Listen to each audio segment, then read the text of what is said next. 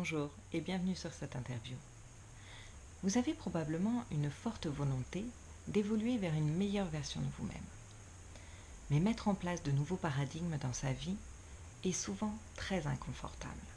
Nous avons des peurs, des croyances limitantes qui nous bloquent et nous empêchent d'avancer.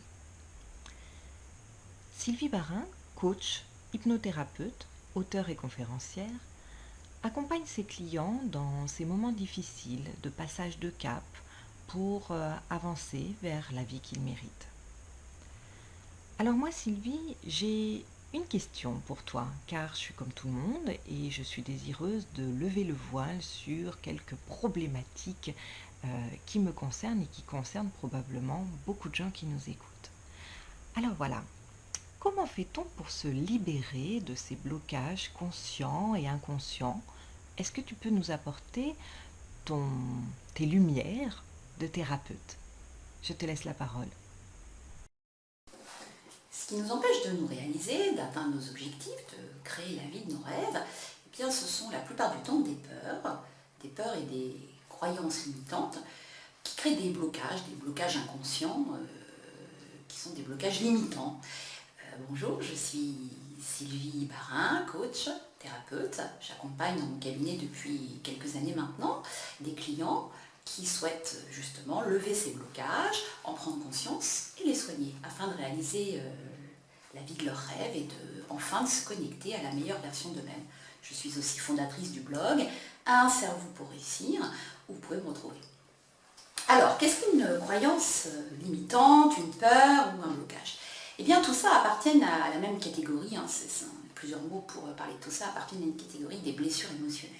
Voilà, toutes nos peurs sont liées à une blessure émotionnelle de l'enfance, dite dans mon jargon à moi de l'enfant intérieur.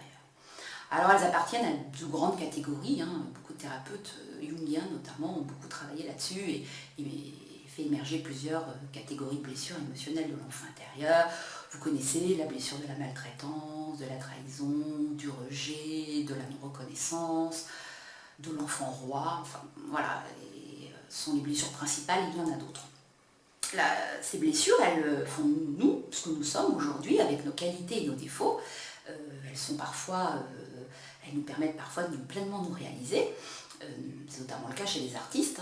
Souvent, c'est leur don, leur capacité à créer des choses est souvent liée à une blessure émotionnelle qui, la plupart du temps, quand même, a été soignée. Mais malheureusement aussi, elles sont responsables de tous nos échecs, de toutes nos répétitions malheureuses dans notre vie aujourd'hui. Les échecs de nos vies privées, les divorces de notre couple, les échecs dans notre vie amoureuse, je rencontre toujours le même type d'homme ou je rencontre toujours le même type de femme, mais aussi nos échecs professionnels, je ne trouve pas de travail, je ne suis pas heureuse dans ce que je fais, et puis de nos échecs aussi dans nos relations humaines, je n'ai pas d'amis ou personne ne s'intéresse à moi. Voilà, autant de mots qui, pour moi et pour nous thérapeutes, font émerger cette notion de blessure émotionnelle. Alors souvent, bien sûr, les gens ont tendance à se dire « Ah non, mais si je suis comme ça, c'est pas de ma faute, c'est la faute des autres. » Eh bien là, c'est un comportement de victime, et effectivement, là, je vais être navrée de vous dire que non, c'est pas vrai. On est responsable de qui on est, et les autres sont responsables de qui ils sont. Pardon. Alors la première chose à faire, évidemment, c'est prendre conscience de ces blessures émotionnelles, de prendre conscience de ce qui fait, de ce qui se répète dans notre vie et de ce qui fait que ça ne marche pas aujourd'hui, et puis prendre conscience de nos peurs. Parce que souvent, nous avons peur et nous ne savons pas pourquoi. La première chose, c'est la prise de conscience. Alors, comment on prend conscience? Eh bien, on prend conscience quand on a cette capacité de se regarder soi-même, de s'écouter objectivement, et puis de s'observer. Alors, de s'observer sans se juger. Il ne s'agit pas d'aller se dire je suis nul, j'arrive à rien, ça c'est inutile, ni même juger nos parents, de dire mon père n'était pas assez comme ci, ma mère n'était pas assez comme ça. Je crois qu'à un moment donné, eh bien, quoi qu'on ait vécu dans la vie, nos parents, ils ont fait ce qu'ils ont pu avec ce qu'ils avaient. Et quand bien même, certains parents ont vraiment été très maltraitants avec leurs enfants, et j'en croise assez fréquemment dans mon cabinet, eh bien je crois qu'à un moment donné, comme je le dis aux gens, vous ne referez pas l'histoire, il va être temps, si vous voulez, vous, avancer sur votre chemin de vie, il va largement être temps de passer à autre chose, et on va dire d'accepter. J'oserais même dire le mot pardonner, mais pas au sens ou certains peuvent l'entendre aujourd'hui, pardonner, ça ne veut pas dire j'accepte tout et tu as raison, pas du tout. On se pardonne d'abord à soi-même. Alors, la première chose pour en prendre conscience, eh bien, qu'est-ce qu'on peut faire? Eh bien, on peut écrire, observer sa vie, observer tout ce qui s'est passé dans notre vie, tous nos moments d'échec, faire une espèce d'introspection, et bien, tiens, pourquoi j'ai échoué, pourquoi ça n'a pas marché, qu'est-ce qui s'est passé? Et puis on va mettre le doigt petit à petit sur des comportements répétitifs. Ça c'est la première chose, c'est vraiment aller mettre le doigt sur ce qui bloque. Et puis la deuxième chose que nous pouvons faire, c'est identifier nos peurs. Très clairement, les regarder en face. Moi j'ai aujourd'hui encore des peurs, bien sûr beaucoup moins nombreuses qu'il y a quelques années, puisque j'ai beaucoup travaillé sur moi, mais le travail c'est quelque chose qui se fait en permanence, donc chaque peur, des peurs apparaissent, même peuvent surgir à un moment dans une vie. Eh bien, quand j'ai peur de quelque chose, quand je suis bloquée, la première chose que je fais, c'est de regarder la peur en face et de dire oh, ok, super, j'ai peur. Voilà, là par exemple, eh bien, avant, j'avais peur de faire des vidéos, j'avais peur de parler en public, j'avais peur de montrer qui j'étais, eh bien voilà. Et puis j'allais dire, et pourquoi j'ai peur de ça? Et voilà, je suis allée creuser comme ça, petit à petit, mes peurs. Et puis d'avoir commencé, une fois que j'en ai pris conscience de cette peur-là, je la note. Et je dis ok. Deuxième chose à faire, c'est l'acceptation. C'est dire ok, moi j'ai peur de me montrer en public, par exemple. Bien voilà. Ça c'est la deuxième chose à faire. Et puis la troisième chose, une fois qu'on a pris conscience de nos différentes peurs, c'est d'aller eh bien les soigner, on va dire les sublimer, dans mon jargon à moi, on va dire sublimer. C'est-à-dire qu'on va soigner, on ne va pas soigner, c'est pas faire disparaître.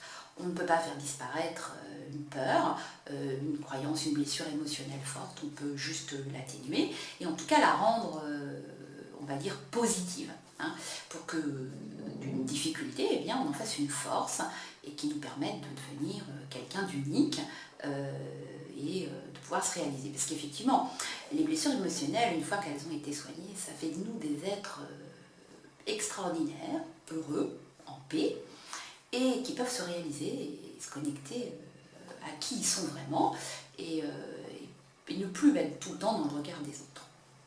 Alors, tout ça évidemment participe d'un long travail, alors qui peut se faire, moi je vous encourage à le faire avec un thérapeute, vous pouvez bien sûr le faire seul, il y a aujourd'hui beaucoup de livres qui ont été écrits sur le sujet, mais le travail thérapeutique est un travail qui permet, en quelques séances, hein, puisqu'on est dans de la thérapie brève, qui permet vraiment d'avoir quelqu'un en face qui peut nous accompagner dans ce moment douloureux. Parce que faire émerger ces blessures émotionnelles, ça passe par un moment d'inconfort, et c'est normal parce que c'est rempli d'émotions, et c'est bien de pouvoir confier ça à quelqu'un et d'avoir quelqu'un qui nous tient la main pendant ce temps-là.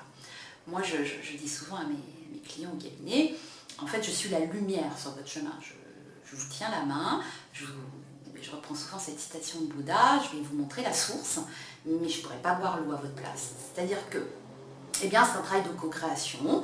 Je vous aide à faire émerger vos blessures émotionnelles, je mets des mots dessus, et puis on les guérit ensemble, on fait un travail ensemble de guérison. Moi, je travaille beaucoup avec la thérapie symbolique et l'hypnose, mais on peut aussi travailler avec d'autres techniques. Celles-ci sont assez puissantes puisqu'elles sont rapides et en même temps, on va dire, moins douloureuses puisqu'on travaille en symbolique. Et puis, une fois qu'on a mis le doigt dessus, on va dire, eh bien, on va tranquillement, ensemble, faire le chemin vers la guérison, vers le aller mieux. Encore faut-il avoir envie d'aller mieux. Ça, c'est un autre sujet. Voilà, donc ça, c'est ce qui peut nous permettre. Alors, qu'est-ce qui peut se passer dans notre vie si on ne fait pas ce travail sur soi? Eh bien, il peut se passer que, comme je dis toujours, on peut ne pas avoir envie de faire ce travail, eh bien, on va passer à côté de notre vie. On va soit être en permanence en mode je suis pas heureux, je sais pas ce que j'aime, voilà, ou alors aussi on peut être en mode jaloux, envieux des autres, et pourquoi elle réussit, pourquoi lui réussit et pas moi, c'est plus facile pour lui que pour moi, et moi j'ai pas tout, alors être en mode victime, j'ai pas de chance, de toute façon pour moi c'est pas possible, ou c'est trop tard, voilà. Alors ça, ce sont autant de freins conscients, là cette fois-ci, même inconscients, que l'on met en place. Eh bien, le premier pas à faire, c'est de savoir les dépasser, et puis évidemment se prendre en charge, parce que ce travail, c'est un travail qui doit venir de vous. Personne ne viendra lever vos blocages à votre place, personne ne fera ce travail pour vous, et certains même vous encourageront à garder vos blessures émotionnelles parce que eux, ça les arrange bien. Donc voilà ce que j'avais envie de vous dire aujourd'hui sur cette question que m'avait posée Karine. Et puis pour terminer, je voudrais vous dire une chose qui est quand même importante aujourd'hui pour moi, c'est dans la vie, et ça c'est vraiment une clé, c'est la clé de tout ce que je fais moi aujourd'hui. Quand j'ai une décision à prendre, ou un choix à faire, et puis qu'arrive une émotion que j'arrive pas à identifier, je me pose deux questions. Parce que finalement, enfin je me pose une question, pardon. Parce que finalement, les choses on les fait pour deux raisons. On les fait soit par peur, soit par amour. À chaque fois que ça ne répond pas à je fais ça par amour, eh bien, vous mettez le doigt sur une blessure émotionnelle. Et là, ça vaut le coup de vous arrêter et de ne pas le faire. Le jour où j'ai compris ça, eh bien moi je peux vous dire que ma vie a changé. Parce que tout ce que nous devons faire dans la vie, nous devons le faire par amour. Alors, par amour avec un grand A, bien sûr, l'amour des autres, mais surtout l'amour de soi-même. Et je vous encourage vraiment, je vous livre cette clé, je vous encourage vraiment, à chaque fois que vous devez prendre une décision, à chaque fois que vous ne prenez pas de décision aussi, parce que c'est assez fréquent, à vous dire, est-ce par amour ou est-ce par peur? Et là, vous allez voir émerger tout un tas de choses qui vont vous permettre d'avancer. La seule réponse, c'est l'amour. Si vous souhaitez continuer à travailler sur vous, vous pouvez me retrouver sur ma chaîne YouTube, Un cerveau pour réussir, sur ma page Facebook Sylvie Barin, coach hypnothérapeute, ou même me contacter pour commencer un travail ensemble. Je vous souhaite une très belle journée. Je remercie Karine pour cette magnifique question. Merci Sylvie pour ce beau témoignage sur nos blocages conscients et inconscients. J'espère que vous avez été aussi passionné que Sylvie est passionnante. N'hésitez pas à nous rejoindre sur les réseaux sociaux et à mettre vos commentaires sous la vidéo pour que l'on puisse partager ensemble cette belle évolution vers une meilleure version de nous-mêmes. À très vite et retrouvons-nous sur Impulsion Gagnante pour de nouvelles interviews et de nouvelles inspirations. À très vite!